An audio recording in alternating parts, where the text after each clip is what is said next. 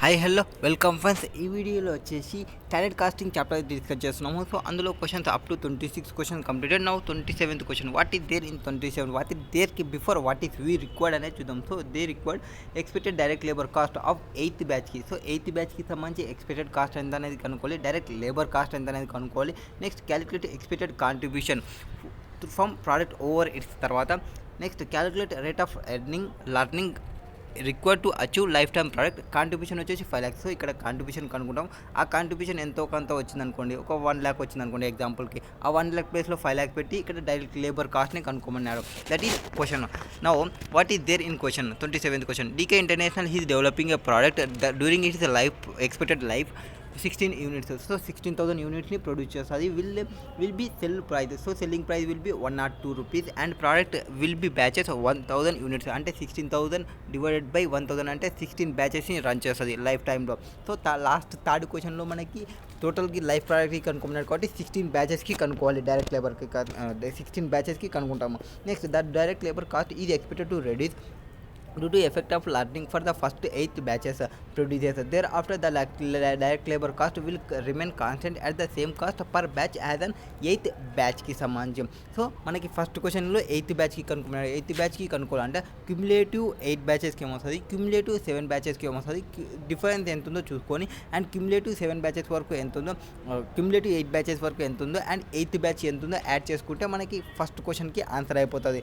దానికి సంబంధించి ఫార్ములా ఏముంటుంది, ఫార్ములా వచ్చేసి y is equal to, so y is equal to ax to the power of b, that is coefficient. y అంటే total life టైంకి, total బ్యాచెస్కి సంబంధించి, ఆ టోటల్ లైఫ్ ఆఫ్ ప్రోడక్ట్కి సంబంధించి. ఇప్పుడు మనం ఏ దానికి యూజ్ చేస్తున్నాం, 16 బ్యాచెస్. ఇక్కడ థర్డ్ క్వశ్చన్కి వచ్చేస్తే ఏ వచ్చేసి విల్ బి ద 8th బ్యాచ్కి, ఫస్ట్ దానిలో వచ్చేసి 8 బ్యాచెస్కి కనుక్కోమన్నారు. సారీ, ఏ వచ్చేసి direct labour cost. Direct labour cost మనకు ప్రొవైడ్ చేసి ఉంటే డైరెక్ట్ లేబర్ కాస్ట్ తీసుకోవాలి. ఎక్స్ వచ్చేసి ఎన్ని బ్యాచెస్కి రన్ చేస్తున్నాం, ఫస్ట్ దానిలో 8 బ్యాచెస్కి తీసుకోవాలి, అండ్ థర్డ్ క్వశ్చన్కి 16 బ్యాచెస్ తీసుకోవాలి. Okay, now direct labour cost for first batches of 1000 units కి batch, first batches is expected to be 55,000. So 55,000 will be the A value. So A value ఎంత, 55,000, and 90% learning affected is expected to occur. The direct material and other non labour related variable cost will be the 50 rupees. So direct selling price ఉంది, variable cost ఉంది, and ఇక్కడ వచ్చేసి direct labour వచ్చేసింది. Next they are no fixed cost that are specific to the product. So specific to the ప్రోడక్ట్కి ఏం లేదు. Next the learning index అంటే fixed cost ఏమీ లేదు. సో ఇక్కడ మనకి ఏమేమి వచ్చినాయి, యూనిట్స్కి సంబంధించి బ్యాచెస్కి ఎంత ప్రొవైడ్ చేస్తున్నామో వచ్చింది, అండ్ సెల్లింగ్ ప్రైస్ వచ్చేసింది, డైరెక్ట్ లేబర్ కాస్ట్ వచ్చింది, అండ్ డైరెక్ట్ లేబర్ కాస్ట్ అనేది కాన్స్టెంట్ అవుతుంది 8th బ్యాచెస్ తర్వాత, అండ్ డైరెక్ట్ లేబర్ కాస్ట్ 55,000 ఉంది, and direct material and other non related variable కాస్ట్కి సంబంధించి 50 rupees వస్తుంది per unit throughout the life ప్రోడక్ట్కి. No fixed cost, 90% learning curve, 90% దీనికి వచ్చేసి 90 లర్నింగ్ కర్వ్ వచ్చేసి -0.152 will be the coefficient. 8 to the power of -152 will be the coefficient value ఉన్నప్పుడు 0.729 వస్తుంది. 7 to the power of 0.152 coefficient ఉన్నప్పుడు 0.744. అంటే దీని యొక్క వాల్యూస్ ఇవి.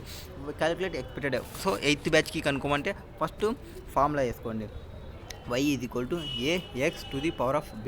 So first 8 batches based on learning curve 90%. So when direct labour cost వచ్చేసి first బ్యాచ్కి వచ్చేసి 55,000. సో ఏ అంటే ఫస్ట్ బ్యాచ్కి ఎంతైతే కాస్ట్ ఉందో అది, అంటే 55,000 ఇక్కడ తీసుకుంటాము. అండ్ ఎక్స్ అంటే ఎన్ని బ్యాచెస్కి, 8 బ్యాచెస్కి to the power of coefficient. So 8కి సంబంధించి కోఎఫిషియంట్ వాల్యూ ఎంత, టు ది పవర్ ఆఫ్ 0.152 ఉన్నది, 0.152 ఆ 0.152. So y is equal to 55,000 into coefficient value మనకి ఇచ్చేసిన కాబట్టి 0.792. సో 0.729 వేసుకుంటాను. సో 40,095 రూపీస్ వస్తుంది.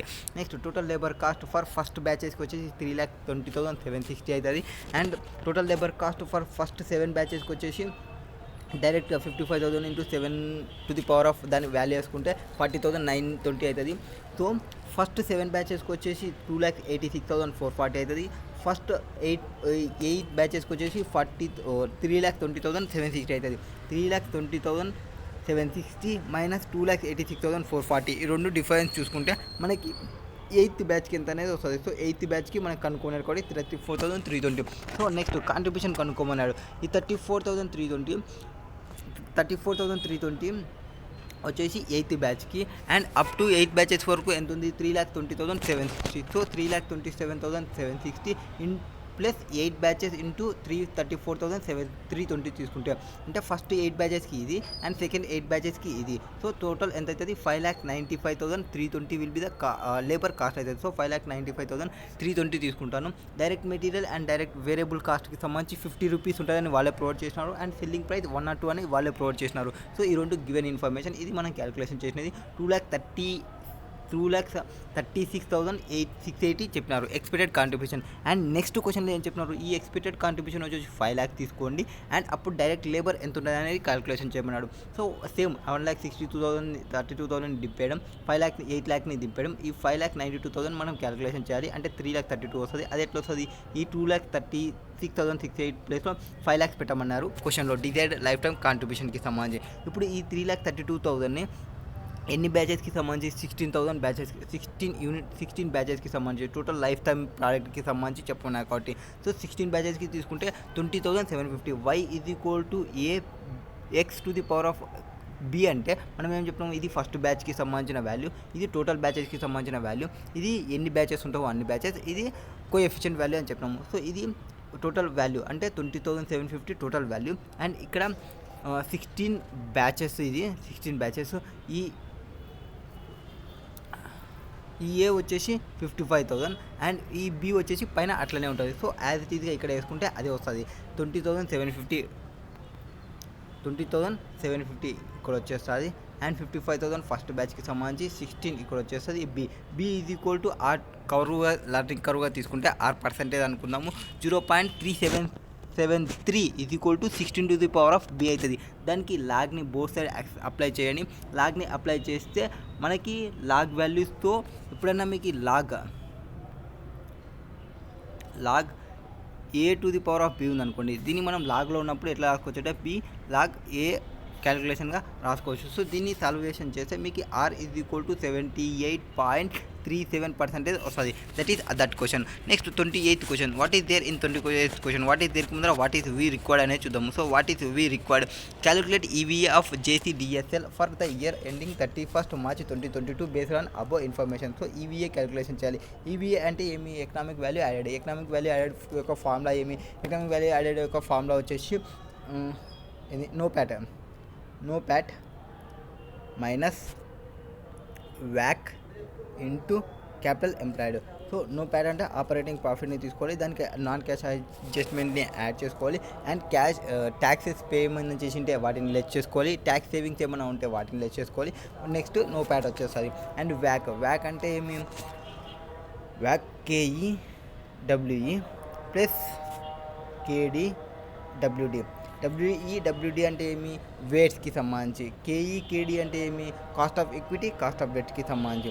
ఓకే నెక్స్ట్ ఇంకేముంది, వ్యాక్ తర్వాత ఇంకేం కనుక్కోమన్నా capital employed opening capital employed ఉంది. ఏముంది, ఈ ఇయర్ క్యాపిటలైజ్ చేసిన అమౌంట్స్ ఏమున్నాయి వాటిని క్యాలిక్యులేషన్ చేస్తే మీకు ఈవీఏ వచ్చేస్తుంది. నెక్స్ట్ ఈవీఏ క్యాలిక్యులేషన్ చేసినాక ఏం చెప్పినారు, evaluate financial performance of JCDSL using ఈవీఏని యూజ్ చేసి ఫైనాన్షియల్ పర్ఫార్మెన్స్ని చెప్పమన్నారు. Next assess whether JCDSL comply with its acceptable ROCE level. So ROCE level acceptable ఉందా లేదా అంటే మనకి ఒక రెగ్యులేషన్ ఉండాలి, ఆ రెగ్యులేషన్ ఎంతో ఒక పర్సెంటేజ్ చెప్పిండాలి. మన పర్సెంటేజ్ క్యాలిక్యులేషన్ చేసి డిఫరెన్స్ ఎంత ఉందో చూసుకోవాలి. డిఫరెన్స్ ఎక్కువ ఉంటే మనం యాక్సెప్టబుల్ ఉందో లేదో చెప్పడానికి వస్తుంది. Next advise how JSDL can improve its performance in terms of profitability and EVA. మనకి ఈవీఏ ఎప్పుడైతే పాజిటివ్ వచ్చిందో అది బెటర్గానే పర్ఫామ్ చేస్తున్నట్టు, ఈవీఏ అనేది పాజిటివ్ లేకుండా నెగిటివ్ వచ్చిందంటే అది బెటర్ పర్ఫామ్ లేనట్టు. ఒకవేళ ఇది బెటర్ పర్ఫామ్ లేకుంటే ప్రాఫిటబిలిటీలోకి రావడానికి, ఇంప్రూవ్ కావడానికి పర్ఫార్మెన్స్ మెథడ్స్ని ఏమేమి చేయాలి అనేది చెప్పాలి. Now question what is there in question చూద్దాము. Now what is there in క్వశ్చన్కి వచ్చేస్తే క్వశ్చన్ కమ్మాన్ బేబీ. జెల్ Cleaning and Distribution Service Limited JSDL was established with an aim for supply and distribution of water in Nagpur. ఇది ఒక distribution system. దీనికి ఒక 2 distributions ఉన్నాయి. 2 డిస్ట్రిబ్యూషన్లో water distribution ఒకటి, water packing ఒకటి. వాటర్ డిస్ట్రిబ్యూషన్ వచ్చేసి government regulation చేస్తుంటుంది. వాటర్ ప్యాకింగ్ సంబంధించి డిస్ట్రిబ్యూషన్ ఏం చేస్తుంటారు అంటే యాక్సెప్టబుల్ ఆర్ఓసి రెగ్యులేషన్ ప్రకారం రావాలి. సో వాటర్ ప్యాకింగ్ అనేది ఏం రెగ్యులేషన్ ఏమీ ఉండదు. అండ్ వాటర్ ప్యాకింగ్లో దానికి సంబంధించి cannot exceed the 35% of total సప్లైకి సంబంధించి ప్రజెంట్లీ కంపెనీ అనేది 30% మెయింటైన్ 20% మెయింటైన్ చేస్తుంది. అండ్ వాటర్కి సంబంధించి నేమ్ మనకి దానికి నేమ్ ఏం వాడుతుంది అంటే స్వచ్ఛ జల్ అనే నేమ్ని వాడుతుంది. నెక్స్ట్ రెగ్యులేటర్, వాటర్ రెగ్యులేటర్కి సంబంధించి ఆర్ఓసిఐ ఎంత మెయింటైన్ చేయాలి, 6.5 మెయింటైన్ చేయాలి. అండ్ థర్డ్ క్వశ్చన్లో మనకి యాక్సెప్టబుల్ ఆర్ఓసిఈ ఉందా లేదా కనుక్కున్నాడు. సో మనం కంపెనీ ఆర్ఓసిఈని క్యాలిక్యులేషన్ చేస్తాము అండ్ 6.5కి ఉందా లేదా అని చూసుకుంటాము. యాక్సెప్టబుల్ ఆర్ఓసీ ఉంటే నో ప్రాబ్లం, యాక్సెప్టబుల్ ఆర్ఓసీ లేకుంటే పెనలైజ్ అవుతుంది. Next board of director decide చేసుకున్నారు ఎకనామిక్ వాల్యూ ప్రకారం కీ పర్ఫార్మెన్స్, దానికి సంబంధించి ఇన్ఫర్మేషన్ని ప్రొవైడ్ చేస్తున్నారు. ఆ ఇన్ఫర్మేషన్లో ఏం ఇన్ఫర్మేషన్ ప్రొవైడ్ చేస్తున్నారు, revenue, operating cost, operating profit. So operating ప్రాఫిట్ని మనం యూజ్ చేసుకోవచ్చు నో ప్యాట్ క్యాలిక్యులేషన్ చేసుకోవడానికి. సో ఈ ఆపరేటింగ్ ప్రాఫిట్ని మనం తీసుకొని నాన్ క్యాష్ ఐటమ్స్ని యాడ్ చేసుకోవాలి, మైనస్ ట్యాక్స్ పెయిడ్ ఏమైనా ఉంటే అది లెస్ చేసుకోవాలి, మైనస్ ట్యాక్స్ సేవింగ్ అని ఇంట్రెస్ట్ ఏమైనా ఉంటే లెస్ చేసుకోవాలి. అండ్ ఇంకేమైనా అడ్జస్ట్మెంట్ ఉంటే వాటిని అడ్జస్ట్మెంట్ చేస్తే మనకి నో ప్యాట్ వస్తుంది. సో నో ప్యాట్ ఇక్కడ తీసుకుంటాము. నెక్స్ట్ నో ప్యాట్ నుంచి ఇక్కడ ఫైనాన్సింగ్ యాడ్లో యాడ్లో ఈ ఇంట్రెస్ట్ ఆన్ కాస్ట్ 42 ఉంది కదా, 42 మీద ట్యాక్స్ పర్సెంటేజ్ ఎంత ఉంది 30%. ఇది ఫైనాన్సింగ్ యాక్టివిటీ కాబట్టి ఈ ఆపరేటింగ్ కాస్ట్లో ఆ అమౌంట్ అనేది సేవింగ్ ఇన్ ఇంట్రెస్ట్ అనేది యాడ్ బ్యాక్ చేసుకోవాలి. Next capital employed for the last 2 years. So first year మనం క్యాపిటల్ ఎంప్లాయిడ్ కనుక్కోమన్నా, ఎందుకు నో ప్యాట్ మైనస్ వ్యాక్ ఇంటూ క్యాపిటల్ ఎంప్లాయిడ్. క్యాపిటల్ ఎంప్లాయిడ్కి ఈ ఓపెనింగ్ తీసుకోవాలి. ఓపెనింగ్ తీసుకోవాలి ఆడిటెడ్ అకౌంటెంట్ స్టేట్మెంట్ ప్రకారం తీసుకుంటాము. బట్ మనకి ఇంకొక సెకండ్ క్వశ్చన్లో యాక్సెప్టబుల్ ఆర్ఓసీ ఉందా లేదా నేను చెప్పినాడు. సో యాక్సెప్టబుల్ ఆర్ఓసీ ఉందా లేదా చెప్పడానికి మనం ఈ రెగ్యులేటెడ్ బాడీకి తీసుకోవాలి. సో ఫస్ట్ టైం వచ్చేసి 1940 ఈ ఆడిటెడ్ అకౌంటింగ్ మనం వ్యాక్ని ఈవీఏని కనుక్కునేటప్పుడు తీసుకుంటాము. అండ్ ఆ రెగ్యులేటెడ్ సంబంధించి పర్సంటేజ్ కనుక్కునేటప్పుడు రెగ్యులేటెడ్ వాళ్ళ ఆర్ఓసీని క్యాలిక్యులేషన్ తీసుకుంటాము. నెక్స్ట్ నాన్ క్యాష్ ఎక్స్పెండిచర్ని ప్రొవైడ్ చేసినాం. నాన్ క్యాష్ ఎక్స్పెండిచర్ని ఈ ఆపరేటింగ్ ప్రాఫిట్కి యాడ్ బ్యాక్ తీసుకోండి. నెక్స్ట్ యాడ్ బ్యాక్ తీసుకొని ఈ ట్యాక్స్ సేవింగ్ని లెస్ చేయండి అండ్ యాక్చువల్ ట్యాక్స్ పేమెంట్ ఎంత ఉందో చూసుకోండి. ఎకనామిక్ డిప్రిషియేషన్ 156, ఎకనామిక్ డిప్రిషియేషన్ని ప్రొవైడ్ చేయండి ఆపరేటింగ్ ప్రాఫిట్కి. నెక్స్ట్ 23 crores మనం పే చేసినాము ట్యాక్స్ పేడ్. సో 23 crores మనం లెస్ చేసుకోవచ్చు, no problem. Provision for doubtful debts 12 lakhs. So actual provision for doubtful debts ఎంత ఉంది 6. సో 6 ఇది 12 అంటే క్యాపిటలైజేషన్ ఎంత 6, డిఫరెన్స్ వచ్చేసి 6. సో క్యాపిటల్ ఎంప్లాయిడ్కి 6 crores లెస్ చేసుకోవడం. Next ROCI other non current assets వచ్చేసి ఎంత ఉంది 22, 11 డిఫరెన్స్ వచ్చేసి 11 ఉంది. సో ఆ 11ని కూడా అడ్జస్ట్మెంట్ చేసుకోండి క్యాపిటల్ ఎంప్లాయిడ్కి సంబంధించి. నెక్స్ట్ క్యాపిటల్ ఎంప్లాయిడ్ కేఈ ఎంత ప్రొవైడ్ చేసినారు 15 ప్రొవైడ్ చేసినారు, కేడీ ఎంత ప్రొవైడ్ చేసినారు 5 ప్రొవైడ్ చేసినారు. ఇలా ఆల్రెడీ పోస్ట్ ట్యాక్స్ ప్రొవైడ్ చేసినారు కాబట్టి అంటే 1 - ట్యాక్స్ మీరు సపరేట్గా చేయాల్సిన అవసరం లేదు. Next JCDL gearing ratios 30 and 70. ఇది ఎందుకు మనకు డబ్ల్యూఈ ఒకటి ఉందని చెప్పినాను, డబ్ల్యూడి ఒకటి ఉంటుందని చెప్పినాను. సో డబ్ల్యూఈ డబ్ల్యూడి ఇది అనమాట. ఇప్పుడు మనం ఈవీఏని క్యాలిక్యులేషన్ చేస్తాం. ఈవీఏలో క్యాలిక్యులేషన్ ఎట్లుంది, EVA of JCDSL for the year ending 31st March 2022 is negative వచ్చిందంట. అది మనం క్యాలిక్యులేషన్ చేస్తే మనకు నెగిటివ్ వస్తుందో పాజిటివ్ వస్తుందో తెలుస్తుంది. ఏం చెప్పినా మనం ఆపరేటింగ్ ప్రాఫిట్ తీసుకోవాలి. ఆపరేటింగ్ ప్రాఫిట్ తీసుకున్న 176. ఆపరేటింగ్ ప్రాఫిట్కి నాన్ క్యాష్ ఐటమ్స్ని యాడ్ చేసాము. ఎకనామిక్ డిప్రిషియేషన్ లెస్ చేసుకుంటాము, ట్యాక్స్ పేడ్ లెస్ చేసుకుంటాము. ఆ ఫైనాన్స్ ఇంట్రెస్ట్లో ఏదైతే 30% ట్యాక్స్ సేవింగ్ ఉంది దాన్ని ట్యాక్స్ సేవింగ్గా లెస్ చేసుకుంటాము. సో 156.4 వస్తుంది. సో ఫార్ములా ప్రకారం 156.4 నేను తీసుకుంటాను. Next capital employed opening capital employed తీసుకుంటాను. 1940 విల్ బి ఇది ఆడిటెడ్ ప్రకారం తీసుకుంటాను. అండ్ దానికి ప్రొవిజన్ ఫర్ డిప్రిషియేషన్ 6% డిఫరెన్స్ వచ్చింది. అండ్ నాన్ క్యాష్ ఐటమ్లో 11 డిఫరెన్స్ వచ్చింది. దాన్ని 1957 will be the adjusted opening capital employed. So adjusted opening capital employed ఇక్కడ తీసుకుంటాను. Next 8% that is calculation of వ్యాక్ వచ్చేసి KE WE plus KD WD. So ఇది తీసుకుంటే 8% వస్తుంది. సో 8% విల్ బి ద వ్యాక్. సో 8% వ్యాక్ తీసుకుంటాను. మొత్తం క్యాలిక్యులేషన్ చేస్తే నాకు -0.16 వచ్చింది. సో నెగిటివ్ ఈవీఏ వచ్చింది. నెగిటివ్ ఈవీఏ వచ్చిందంటే కంపెనీ పర్ఫార్మెన్స్ అనేది మంచిగా లేనట్లు. కంపెనీ పర్ఫార్మెన్స్ మంచిగా లేదు కాబట్టి మనకి పర్ఫార్మెన్స్ మంచిగా ఉండడానికి ఏం చేయాలనేది క్వశ్చన్ అడిగినారు. Next evaluation of financial performance. Second దానిలో evaluation of financial performance evaluation చేయమన్నాడు. ఫస్ట్ జేడీఎల్కి వచ్చేసి distracting value that is negative EVA వచ్చింది. సో నెగిటివ్ ఈవీఏ వచ్చిందంటే it is not able to meet the economic cost of its own capital. So దాని యొక్క own క్యాపిటల్నే అది మీట్ కాకుంది. Hence detrimental to shareholders interest. The negative EVA raises question of sustainability of business hence perpetual succession become doubtful. So business అనేది run కావచ్చు, run కాకపోవచ్చు. So దాని యొక్క సస్టైనబిలిటీ ఆఫ్ బిజినెస్ మీదనే డౌట్ వచ్చేస్తుంది. perpetual succession became doubtful. Next, prominent reason of negative EVA. Negative EVA రావడానికి prominent reasons ఏమి అంటే హయ్యెస్ట్ మనకి చూసుకుంటే అక్కడ ఆర్ఓసీలో నెట్వర్త్ అనేది అంటే మనం ఏదైతే కాస్ట్ ఆఫ్ ఈక్విటీ అనేది 15% ఉంది, కాస్ట్ ఆఫ్ డెత్ అనేది చాలా తక్కువ ఉంది. సో ఈక్విటీలో మనం ఎక్కువ ఉంది. సో కాస్ట్ ఆఫ్ ఈక్విటీ ఎంత ప్రొవైడ్ చేసినారు, 15% ఉంది.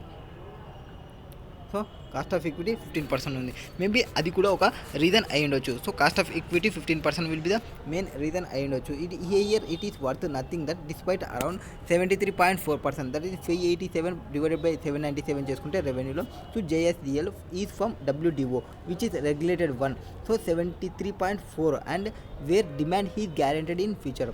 ఇక్కడ మనకి ఏమంటే ఇన్వెస్టింగ్ రిస్క్ అనేది లో ఉంటుంది.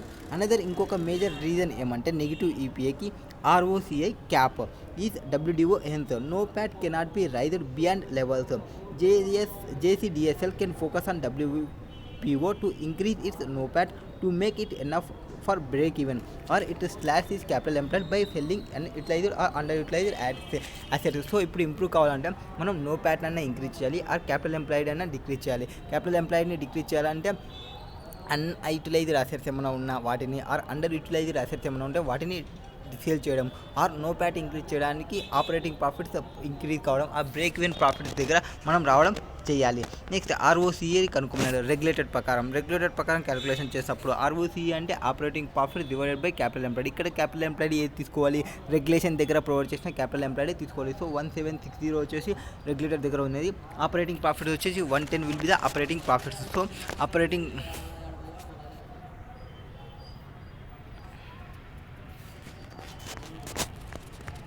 సో ఇక్కడ వచ్చేస్తే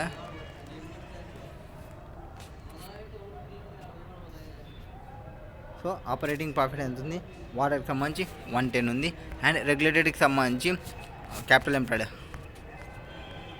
1760 క్యాపిటల్ ఎంప్లాయిడ్. సో రెగ్యులేటెడ్ దీన్ని తీసుకుంటాము. ఇక్కడ ఈవీఏ క్యాలిక్యులేషన్ చేసుకునేటప్పుడు ఆడిటర్ తీసుకుంటాము. ఓకే 1760 1110 ఓన్లీ వాటర్ డిస్ట్రిబ్యూషన్కి సంబంధించి క్యాలిక్యులేషన్ చేసుకున్నాం కాబట్టి దాని యొక్క ప్రాఫిట్ ఒకటే తీసుకుంటాము. సో 6.25 ఉంది. మనకి రెగ్యులేటెడ్ ప్రకారం ఎంత ఉండాలి, 6.5 ఉండాల్సింది, 6.25 ఉంది, అండ్ 6.5 ఉండాలి. యాక్సెప్టబుల్ లెవెల్ ఎంత 6.5, మనది ఎంత ఉంది 6.25 ఉంది.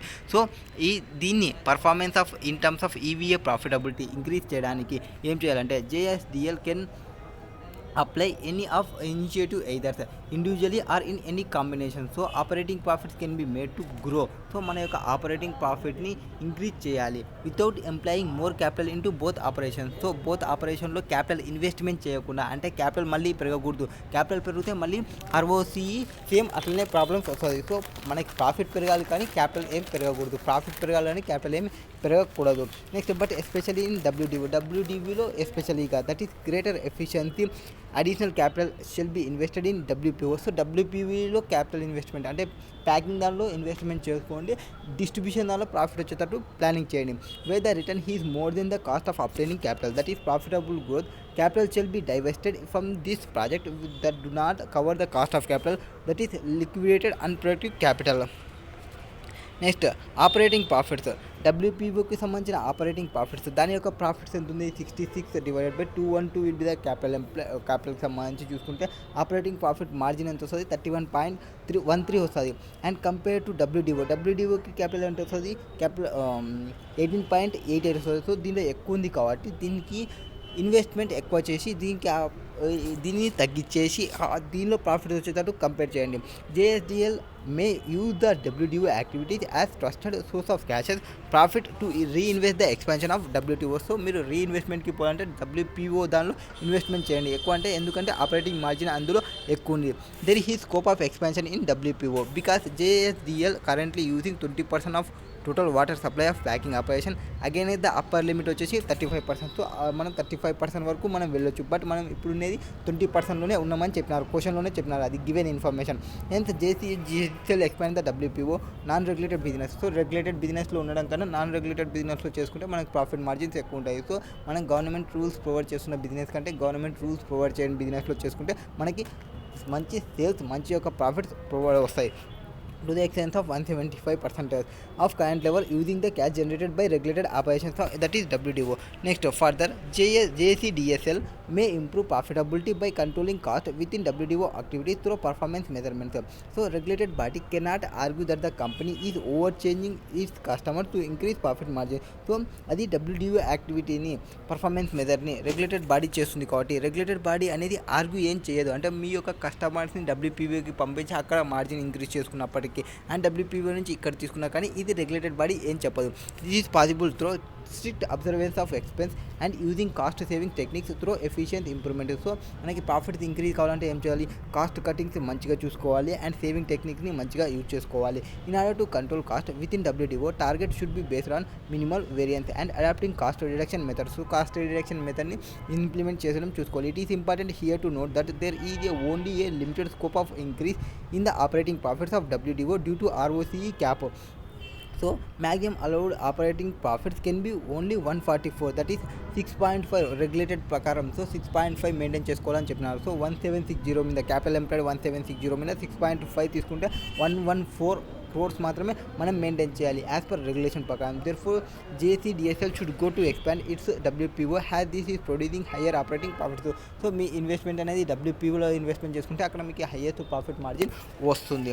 Next question number 29, what is there in question number 29 what is దేర్కి ముందర వాట్ ఈస్ రిక్వైర్డ్ అనేది చూద్దాం. What is required, show the variance that reconcile, just a second యార్, show the variance that reconcile the actual labor figures with revised budgeted figures for actual outputs. So మనం ఏం provide చేయాలి, actual labour reconciliation provide చేయమన్నాడు ఇక్కడ.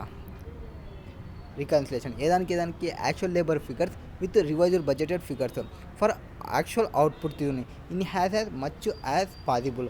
Next learning index వాల్యూస్ని provide చేసినారు 90%కి 80%కి, 90% కోఎఫిషియంట్ 80% కోఎఫిషియంట్కి సంబంధించి log 2, log 3, log 5, log 7 and antilog వాల్యూస్ని ప్రొవైడ్ చేసినారు. యాంటీ లాగ్ వాల్యూ ఎంత ఉంది, 0.6213, 0.6379ని ప్రొవైడ్ చేసినారు. Next what is there in question, City International company is a multi product firm and operates standard costing and budgetary control system. During the month of June, firm launched a new product. So ఒక new ప్రోడక్ట్ని launch చేసింది and extract from performance report prepared by senior account is as follow. So వాడు ఒక performance రిపోర్ట్ని provide చేసినారు. Outputs ఎంత ఉన్నాయి, 30 units, ఇది బడ్జెటరీకి సంబంధించి. యాక్చువల్ ఇన్పుట్స్ ఎంత ఉన్నాయి, యాక్చువల్ అవుట్పుట్స్ ఎన్ని ఉన్నాయి, 25 యూనిట్స్కి సంబంధించి. ఓకే, డైరెక్ట్ లేబర్ హవర్స్ ఎంత యూజ్ చేసినాము, 180.74 అవర్స్ని యూజ్ చేసినాము. 118.8 యాక్చువల్గా యూజ్ చేసుకునేది. బడ్జెటెడ్ ఇంత చేస్తాం అనుకున్నాము అండ్ యాక్చువల్గా ఎంత చేసినాము. డైరెక్ట్ లేబర్ కాస్ట్ ఎంత అయింది, 1,19,288 ఇంత కాస్ట్ అవుతుంది అనుకున్నాము, బట్ 79,708 అయ్యింది. సో మనకి పర్ యూనిట్ పర్ అవర్కి ఎంత అనేది చూసుకుంటే 119,288 డివైడెడ్ బై 180.74 తీసుకోండి, ఎంత వస్తుందో చూడండి. 79,704 డివైడెడ్ బై 118.08 తీసుకుంటే ఎంత వస్తుందో చూసుకోండి. పర్ అవర్కి మనకు వచ్చేస్తుంది. Senior accountant prepared performance report for a new product and certain assumptions, but later on he realized that this new product has similarities with other existing products of the company. Accordingly, rate of learning curve should be 80% and learning curve would be seized after 15 units. So after 15 units తర్వాత learning curve అనేది cease అవుతుంది. So యాక్చువల్గా మనం budget ప్రకారం 30 units, యాక్చువల్గా వచ్చేసి 25 units and up to 15 units వరకు మనకి లర్నింగ్ కర్వ్ ఎఫెక్ట్ వస్తుంది. 15 తర్వాత లర్నింగ్ కర్వ్ ఎఫెక్ట్ అనేది సీజ్ చేస్తుంది. Other budgeted assumption for the new product remains valid. So remaining అన్నీ సేమ్ వాల్యూగా ఉంటాయి.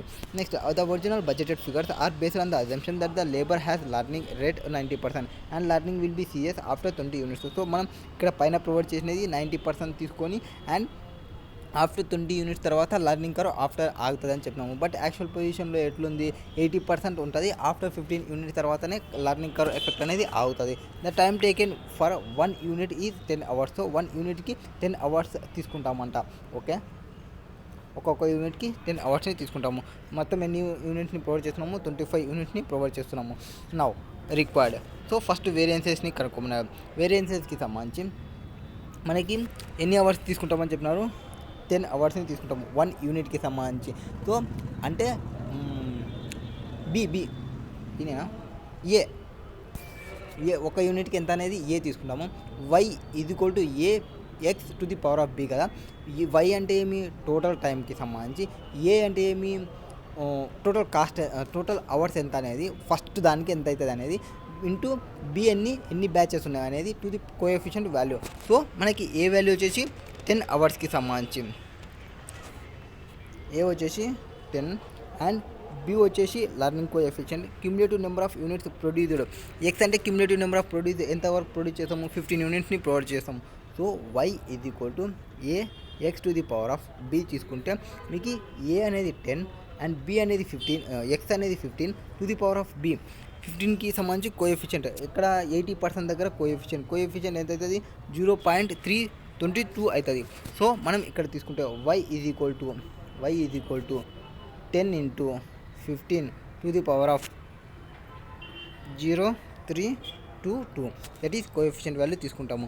And apply the log both side లాగ్ని అప్లై చేసుకోండి. లాగ్ని బోత్ సైడ్ అప్లై చేసుకుంటే log y log 10 to the coefficient log 15. Log 15కి మనకి వాల్యూ ప్రొవైడ్ చేసినారా, లాగ్ 15కి మనకి వాల్యూ ప్రొవైడ్ చేయరు. బట్ మనకి లాగ్ 5 వాల్యూ ఉంది, లాగ్ 3 వాల్యూ ఉంది. అంటే సో 15 5 3 ద 15 వస్తుంది. సో 5 3 ద 15 తీసుకోండి.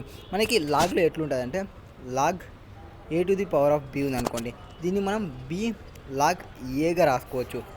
లాగ్ ఏ బి ఉందనుకోండి, మనం లాగ్ ఏ ప్లస్ బిగా రాసుకోవచ్చు. లాగ్ ఏ ఆర్ లాగ్ బిగా రాసుకోవచ్చు, నో ప్రాబ్లం.